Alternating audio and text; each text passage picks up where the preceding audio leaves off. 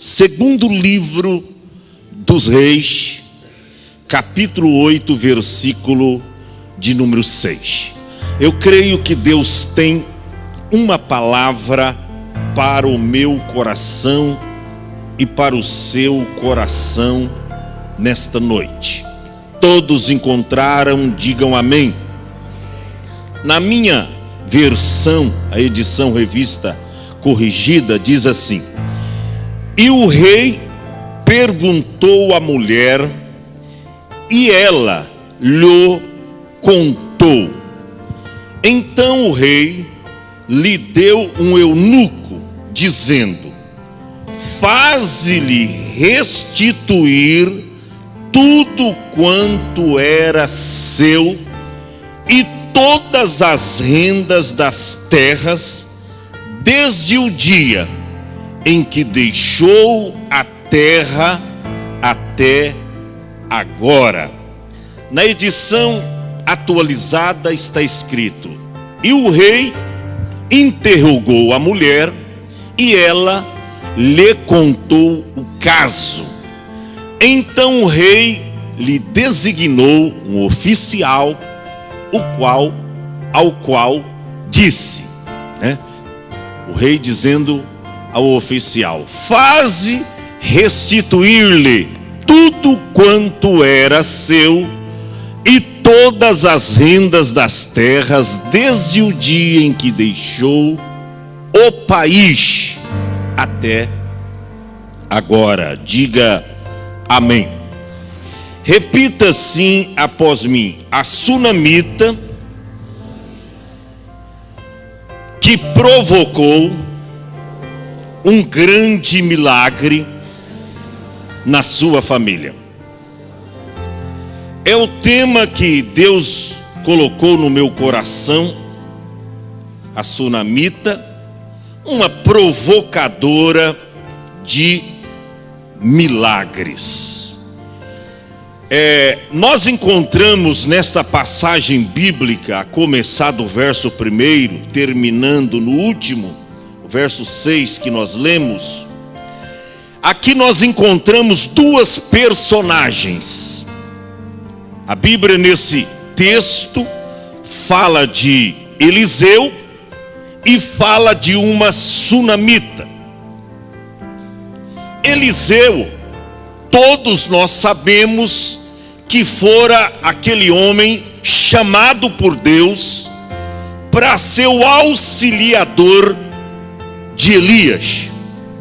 E ele fez isso com muita eficiência, porque a Bíblia narra que Eliseu serviu Elias até o último dia que Elias esteve na face da terra. Porque Elias não morreu, foi levado em um redemoinho aos céus. Mas preste bem atenção, ele serviu o seu senhor, o seu superior Elias, com muita fidelidade, com muita dedicação, e por isso ele se tornou o sucessor de Elias. A Bíblia diz que Elias, sabendo que o Senhor ia levá-lo em um redemoinho, chegou para Eliseu e disse: Eliseu, pede o que quiseres que eu te dê, antes de que eu seja levado de ti. Ele diz: o que? Essa é a minha grande oportunidade. E a Bíblia diz que ele diz: olha, eu quero que o Senhor me dê a porção dobrada do Espírito do Senhor que está em ti. Eu quero a porção dobrada do teu Espírito. Elias, quando ouviu isso, disse: dura coisa pediste. Ele diz: mas tudo bem, se você vê o meu Senhor me levando, se você ficar atento, e você nesse momento culminante, você vê eu sendo arrebatado, isso se fará, senão não fará. E a Bíblia diz que a partir daquele momento, Eliseu ficou mais esperto do que já era, porque ele diz: não, agora eu tenho que vigiar o momento em que o Senhor vai arrebatar o meu senhor Elias. E ele ficou tão grudado em Elias, que Elias disse: olha, fique aqui porque eu estou indo lá em Gilgal. Ele disse: não, vive o Senhor, vive também a sua alma, eu não te deixarei. E a Bíblia diz que assim, ambos foram a Gilgal. Chegando lá, ele diz: olha, é o seguinte, o Senhor me enviou em Jericó, rapaz, eu tenho que descer para Jericó. Ele diz: o quê? Tu vai descer? Eu vou descer junto. Ó, o Senhor me levou, tá, eu preciso ir lá em Betel. Ah, você vai em Betel? Eu também vou contigo para Betel. E a Bíblia diz que Eliseu grudou em Elias. Por quê? Porque ele estava interessado em receber a porção dobrada do Espírito que estava ou que habitava em Elias.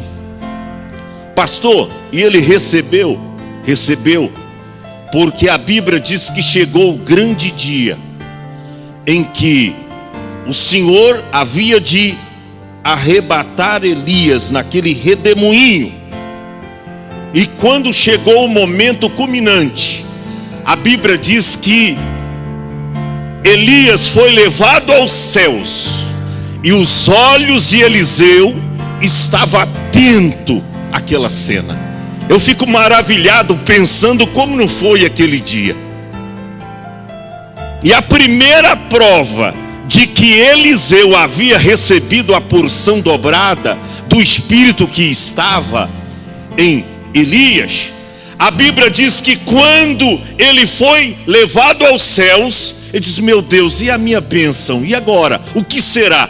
De repente ele vê cair uma capa, que era a capa de Elias. E ele pega aquela capa, e para provar que Deus era com ele, ele chega com aquela capa no Rio Jordão e disse: aonde está o Deus de Elias? E ele toca ali com a capa no Rio Jordão, e a Bíblia diz que as águas abrem, e ele passa do outro lado a pés enxuto. Quando os filhos dos profetas viram isso, diz: rapaz, não é que ele recebeu? Não é que o espírito de Elias passou para ele?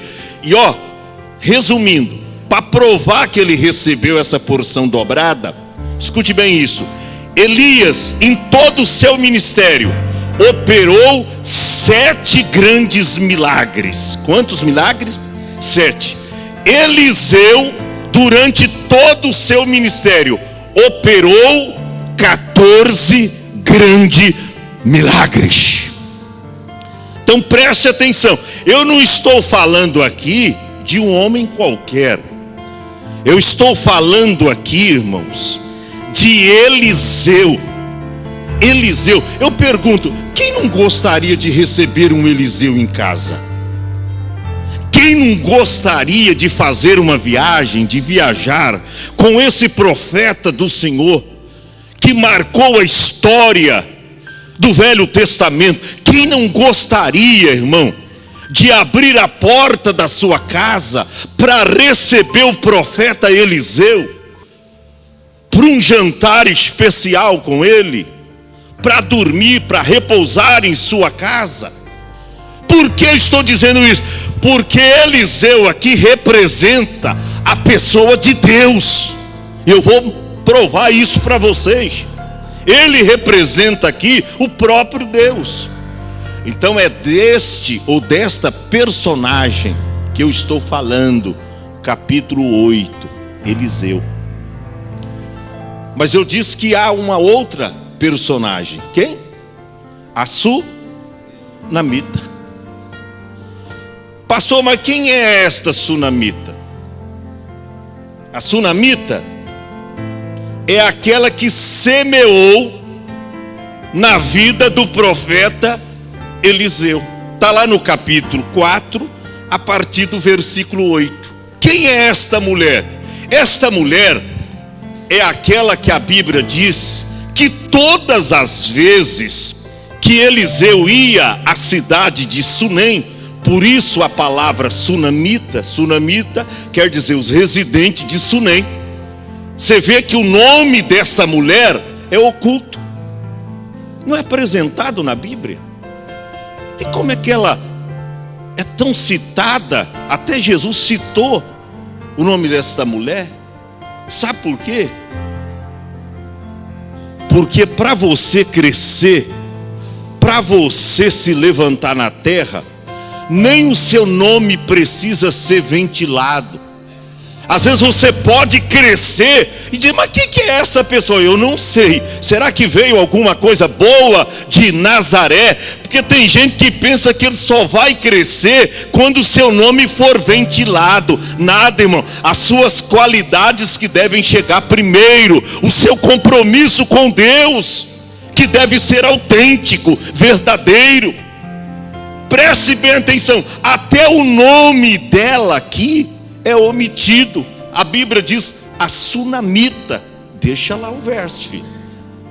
A sunamita de Sunem.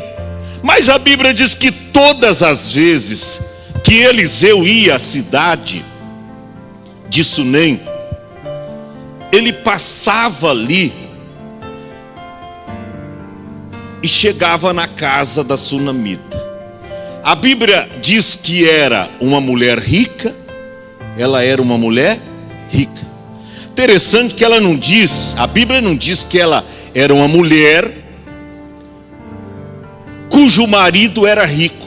Porque pode dizer, aquela mulher é o marido, é mulher do fulano de tal, que é um rico. A Bíblia diz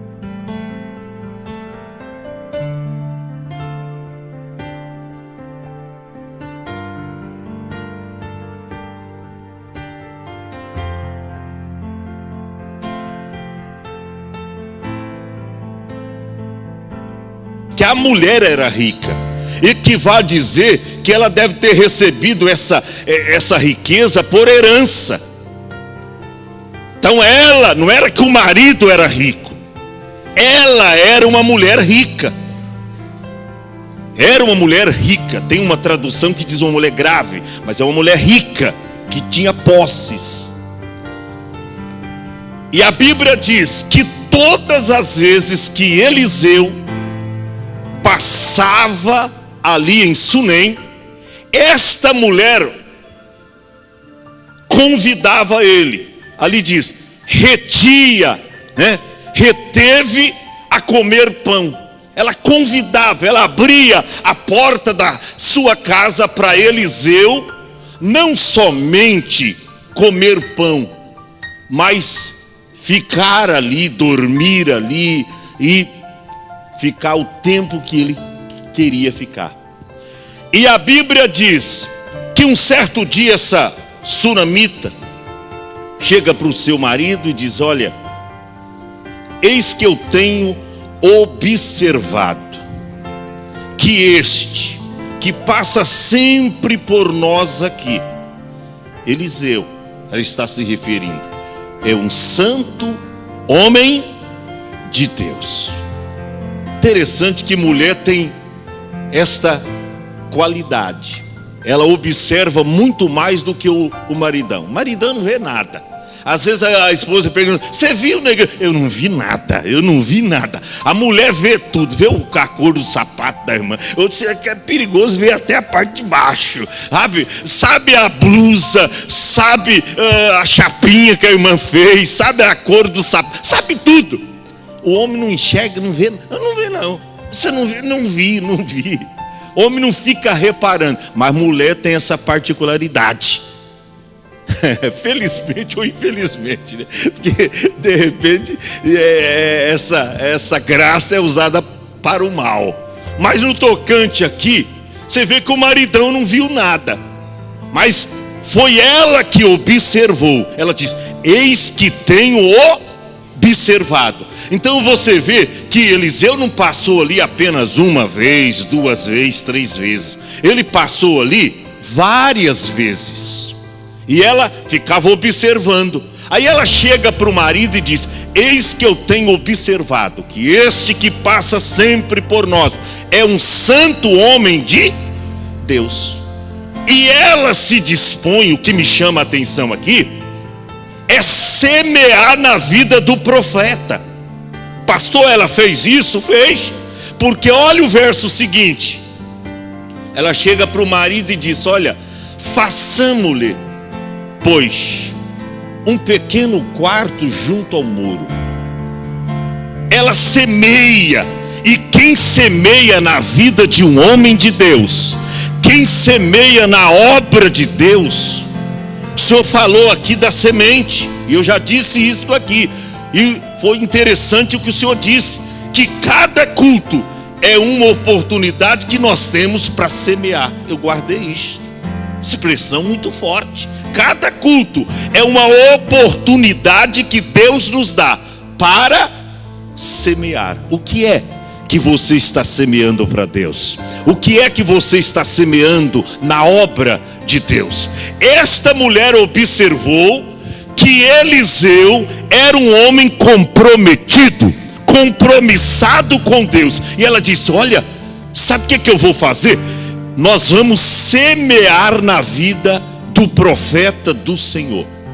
Façamos-lhe, pois, um pequeno quarto junto ao muro. Eu não sei se o esposo era meio avarento, porque se gastasse demais, eu acho que ele ia ficar bravo. E quando a mulher casa com o marido pode ser pobre, mas uma vez que ela é rica, casou com ele, tudo que ela tem, ele tem também. E de repente ele, não sendo muito crente, ele poderia querer violar esta ideia.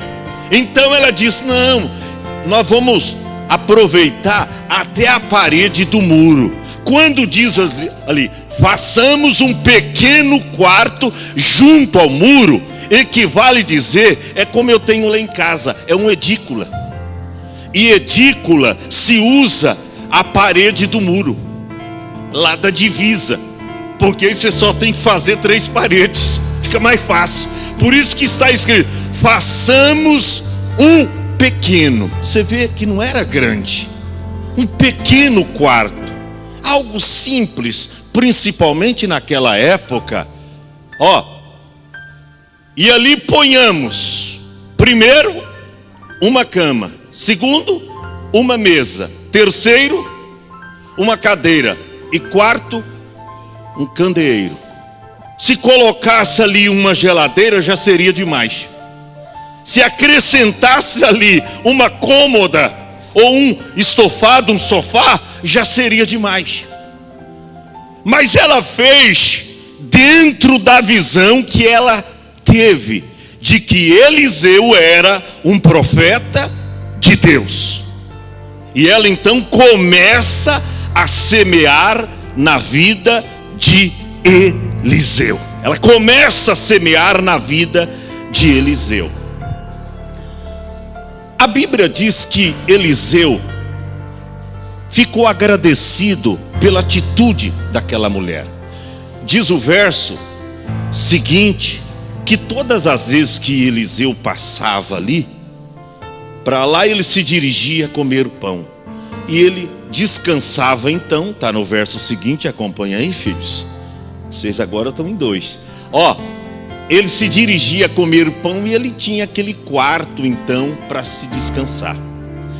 Mas um certo dia ele chega para o seu servo e diz: olha, essa mulher tem usado de muito carinho, desvelo, que quer dizer, ela tem sido benevolente para conosco.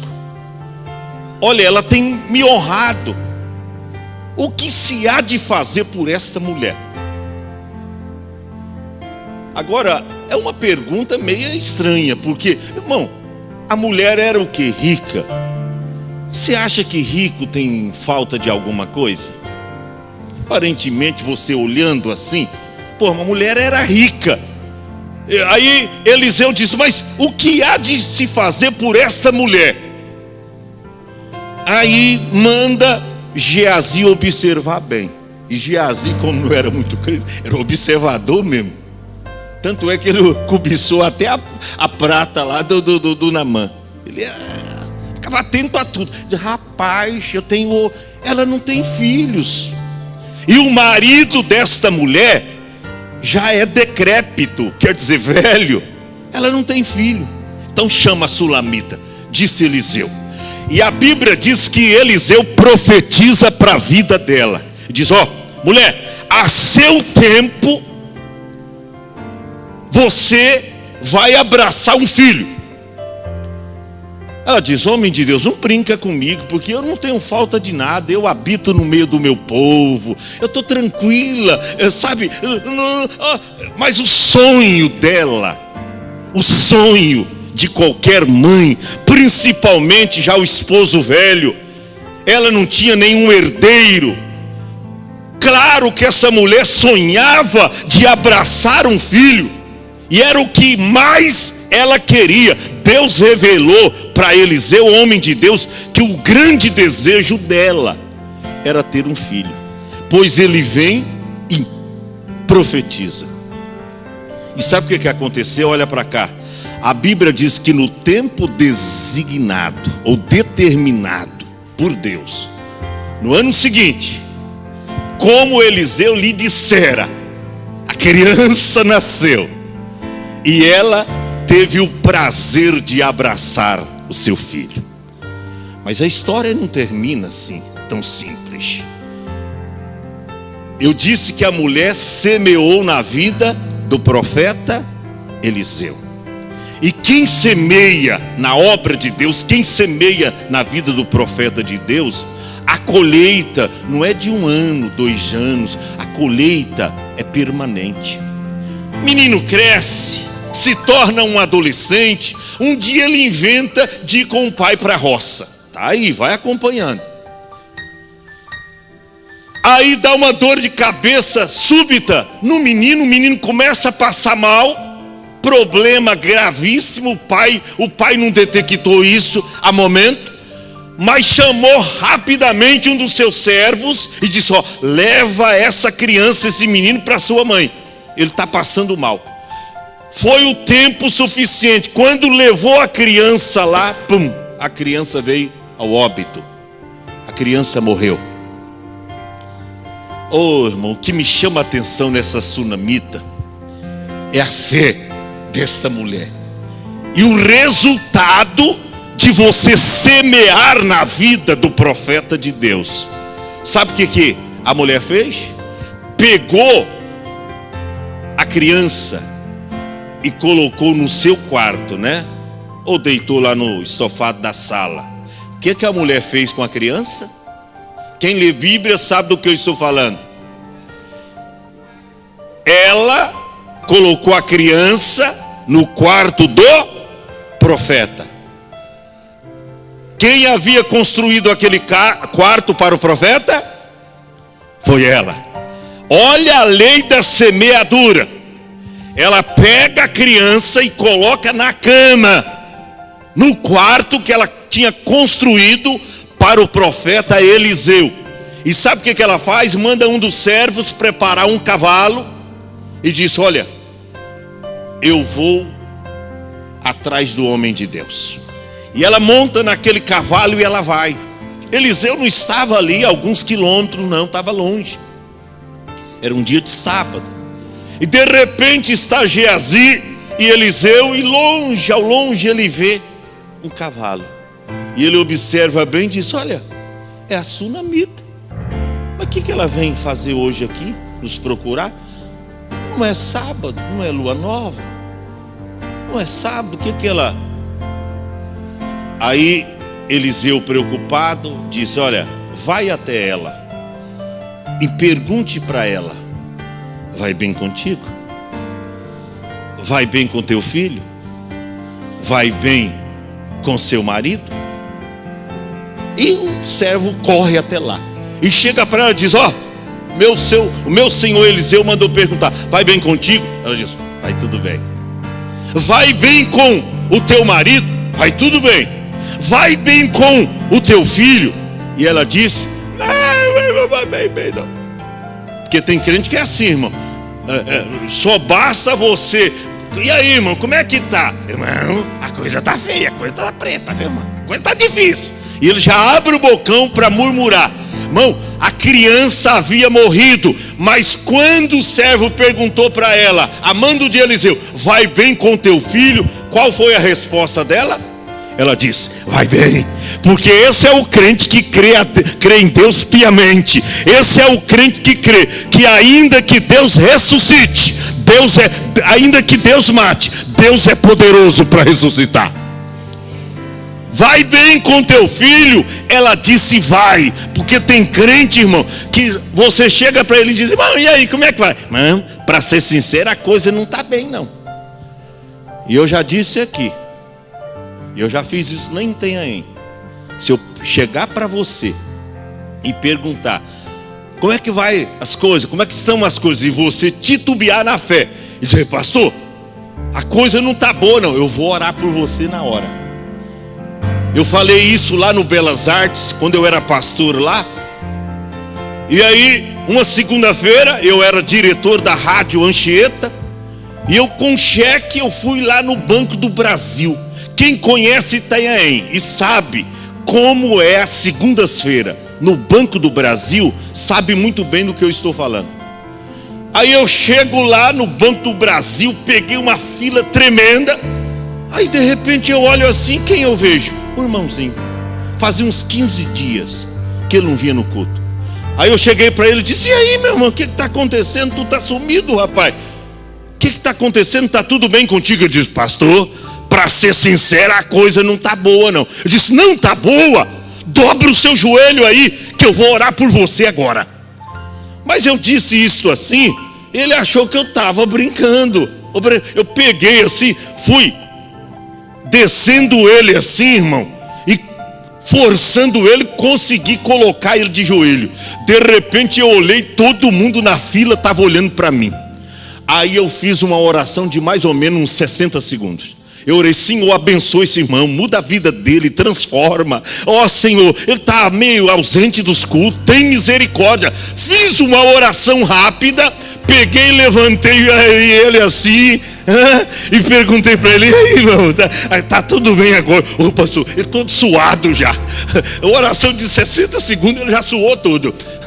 Aí todo mundo olhando para nós assim, ele já com o rosto avermelhado. E agora, irmão, tá tudo bem? Pastor, tá tudo bem. Preste bem atenção.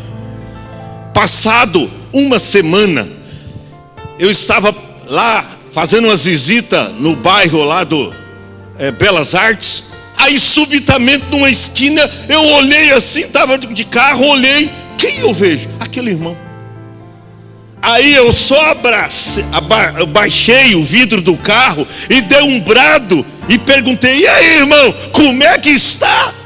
Ah, irmão, quando ele viu que era o pastor Adão, ele diz, o que, rapaz, esse pastor é doido, vai se descer do carro e vai orar por mim no meio da rua. Ele levantou os 2 dedão assim, pastor, tá tudo bem, pastor, e se melhorar, estraga. Aleluia. Eu falei, opa, pelo menos ele aprendeu a lição.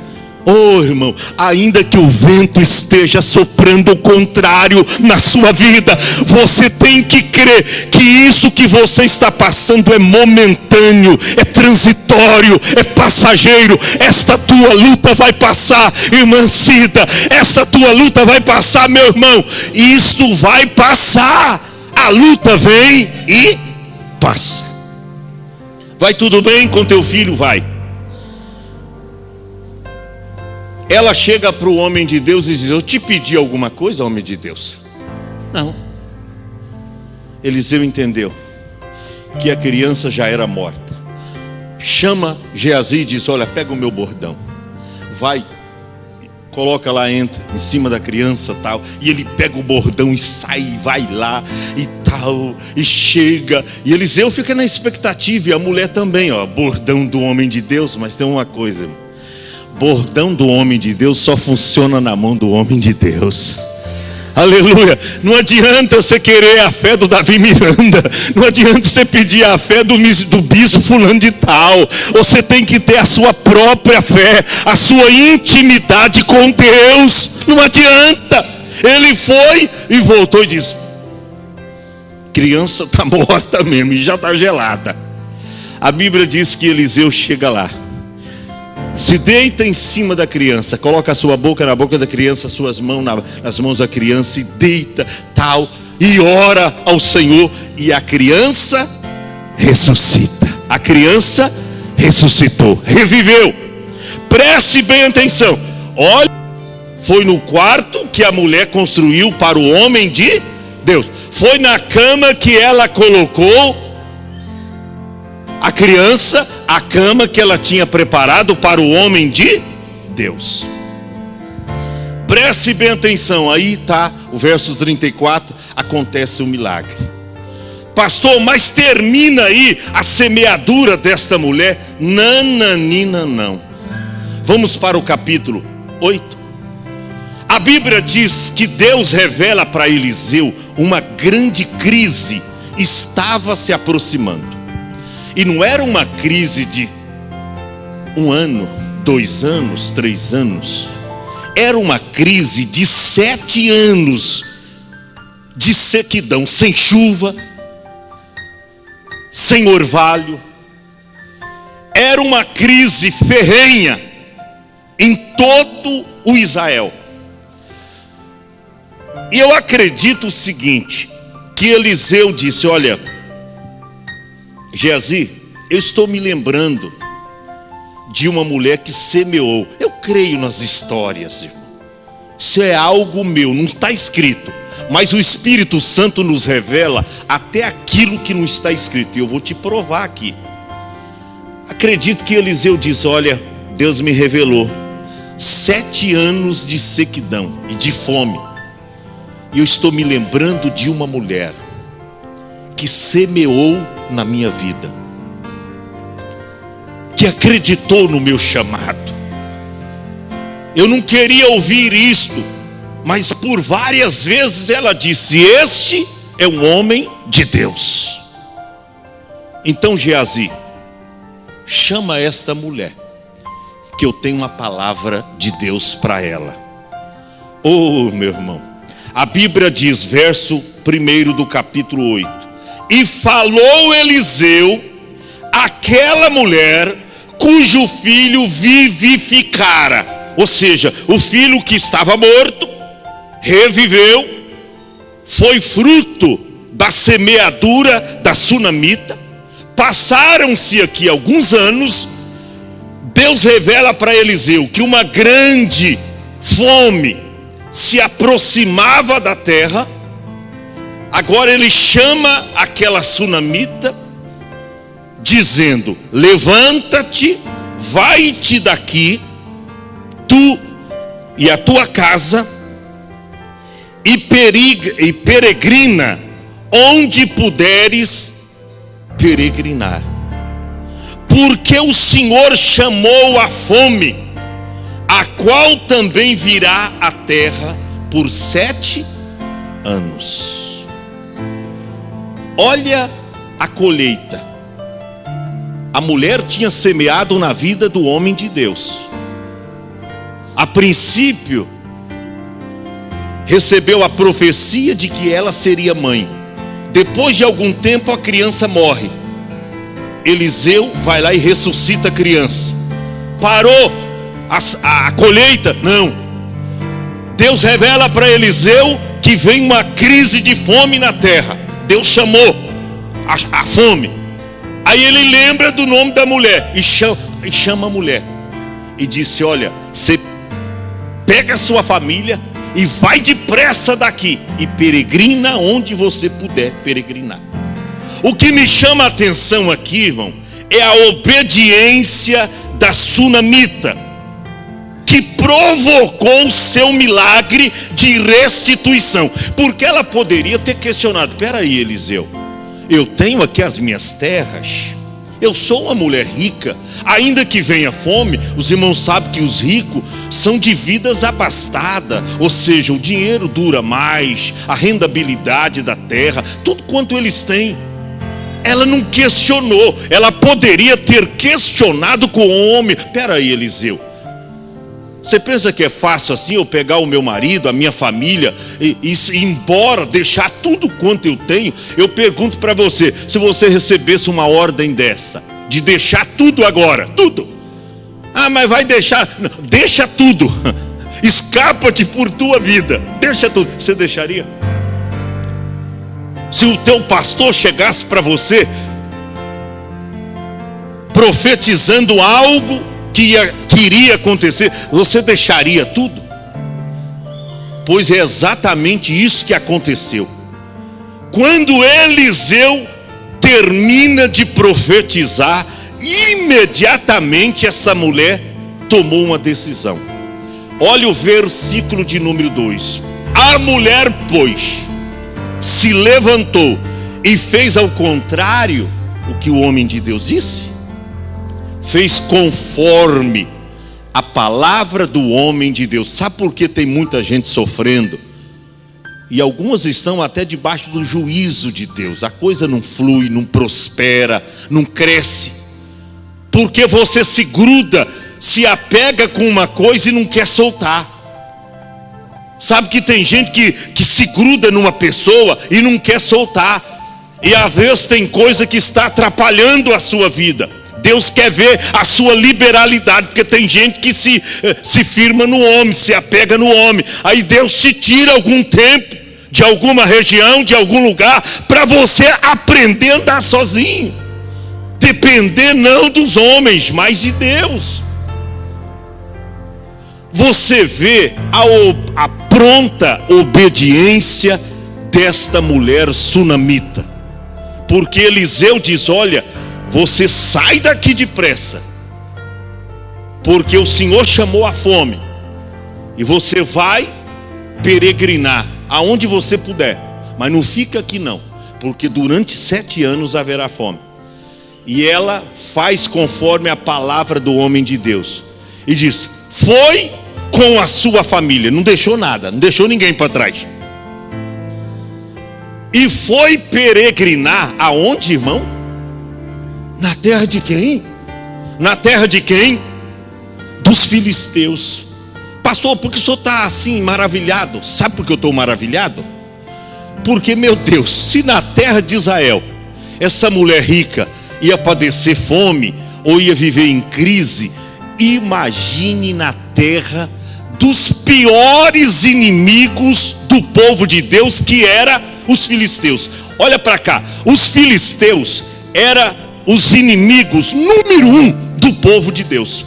E olha para onde esta mulher foi peregrinar. Oh, irmão, não importa o lugar onde você esteja, aleluia, não importa. Pode ser terra do inimigo. Se Deus disse vai, pode ir, que Ele é contigo. Se Deus mandou você obedecer na íntegra, Deus vai te sustentar, você, a sua casa, a sua família, e nada te faltará, porque Deus é fiel. Deus é fiel. Irmão, ela foi para a terra dos filisteus, inimigos do povo de Deus.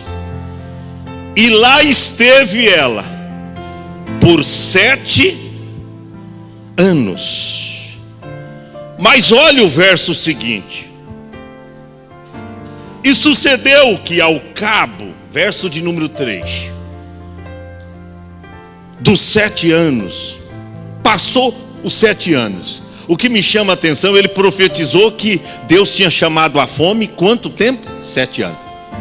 Eu acredito que quando chegou 7 anos exatamente, ela diz: o quê? A profecia foi para 7 anos. Irmão, não queira fazer nada sem a direção de Deus. O melhor lugar para a gente estar é nas mãos de Deus. Não é na igreja fulana de tal, não, é nas mãos de Deus. Eu acredito que ela disse: eu não quero ficar mais nem um dia aqui, até os 7 anos. Foi profetizado para mim 7 anos. Se eu ficar mais um dia aqui, vai dar encrenca. E se eu sair um dia antes também, eu estou encrencada. Então ela esperou exatamente 7 anos. Mas ao cabo dos 7 anos, olha o que aconteceu.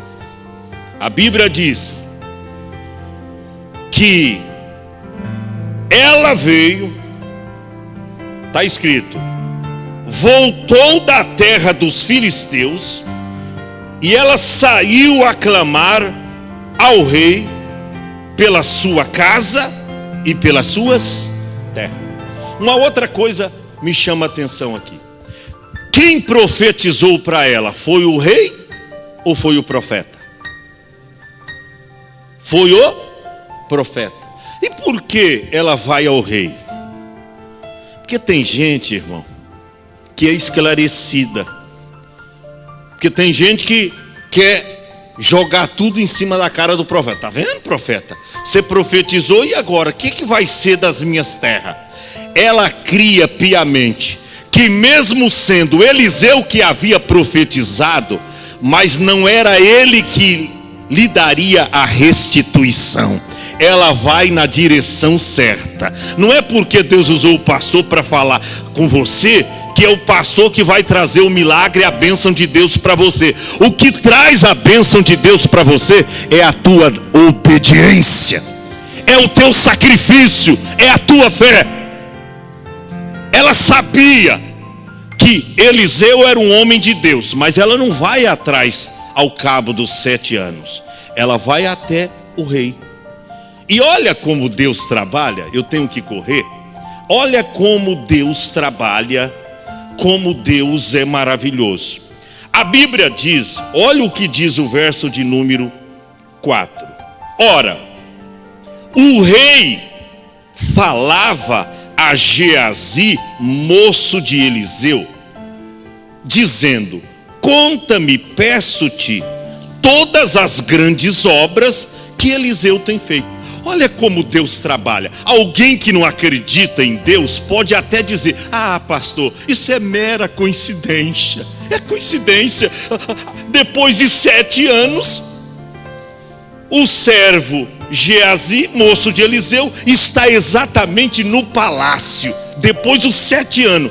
E o rei lhe pergunta algo sobre os feitos de... ah, isso é coincidência, é muita coincidência. Não.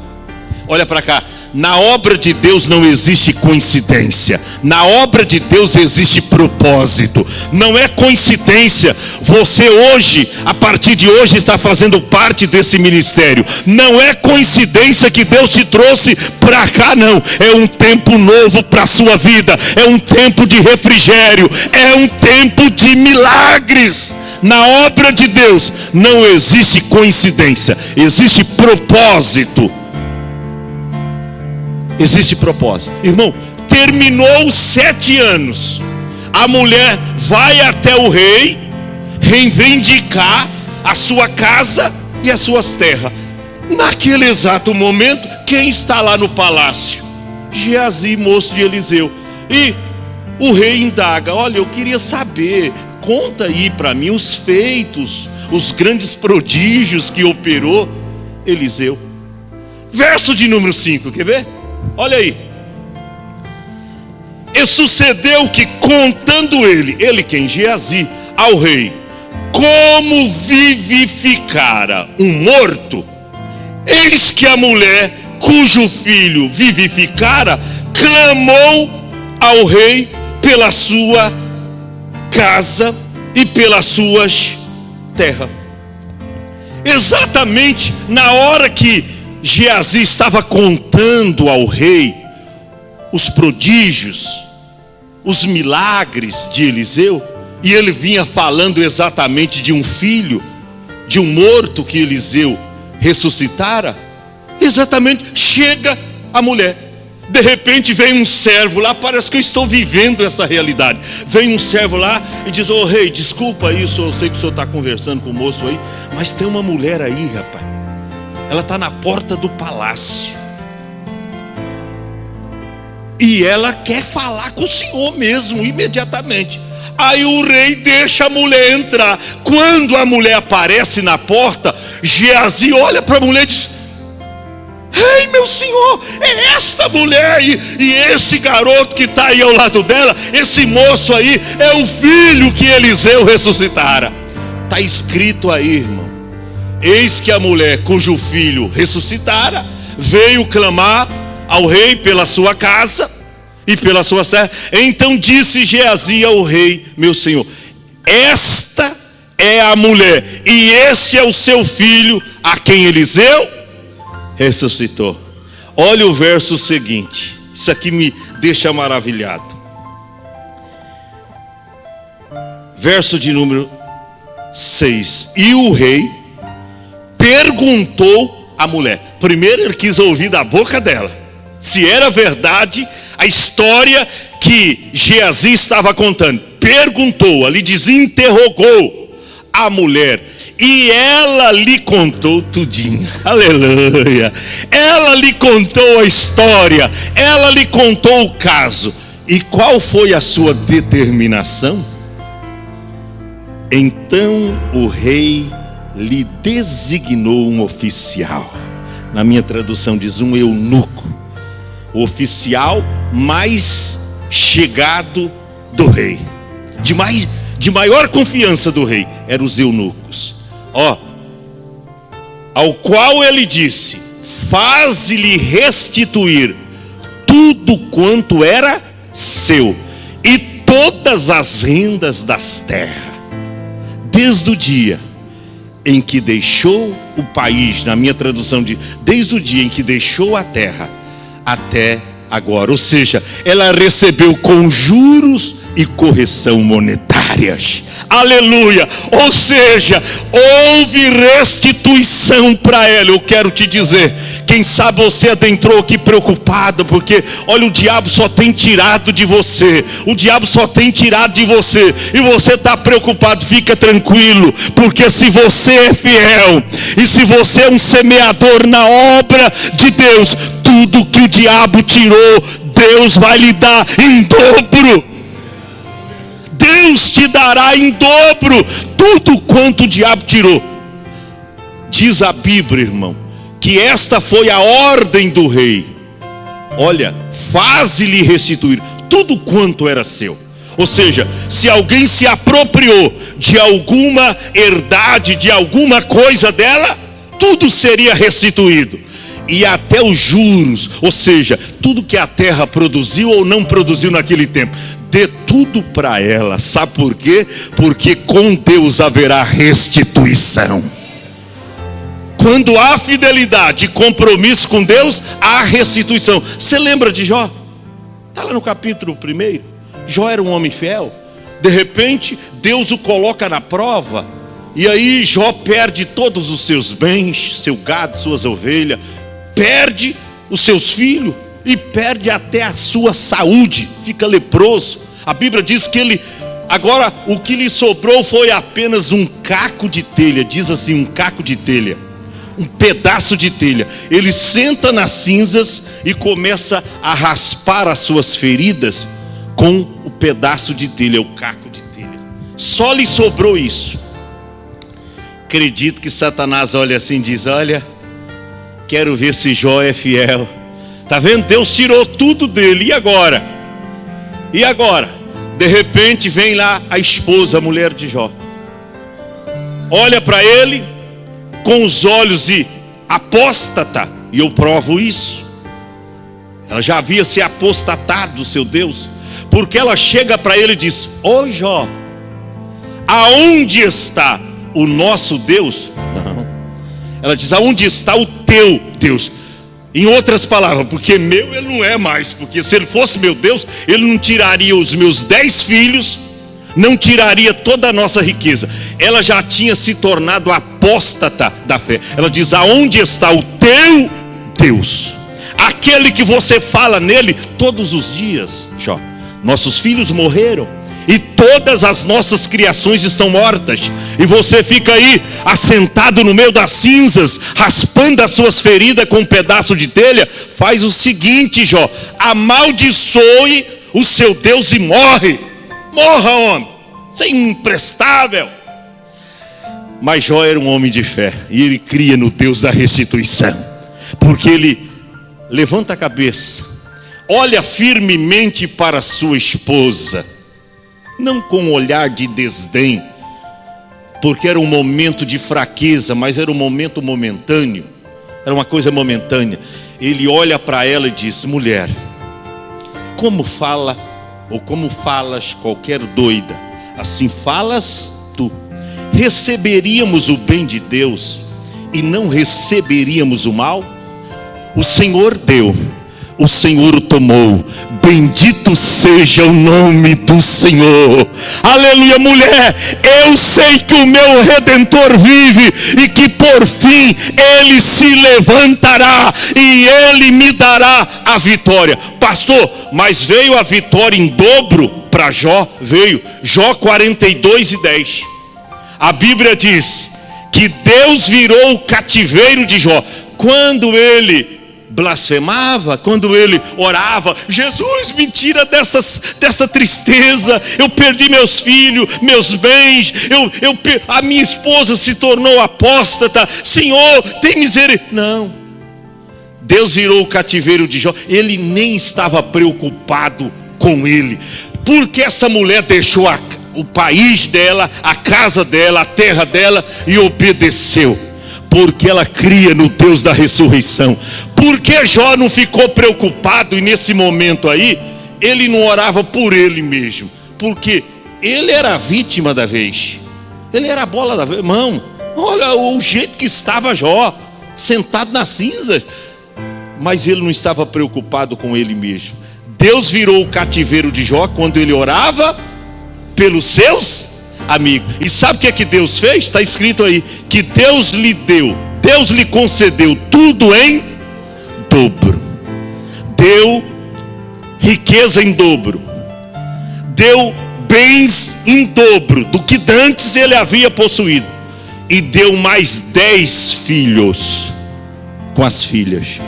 E olha, sabe que as primeiras filhas de Jó, elas não arrumavam casamento, ainda que Jó era fazendeiro, o mais rico do Oriente, mas ninguém olhava para as filhas de Jó, era muito feia, não arrumava casamento de jeito nenhum. Mas aí, irmão, a bênção veio dobrada, porque a Bíblia diz aí, ó, vai colocando, filho, ó, que elas eram as donzelas mais lindas do Oriente. Agora a filha estava grande de pretendentes. Fica em pé. Aleluia.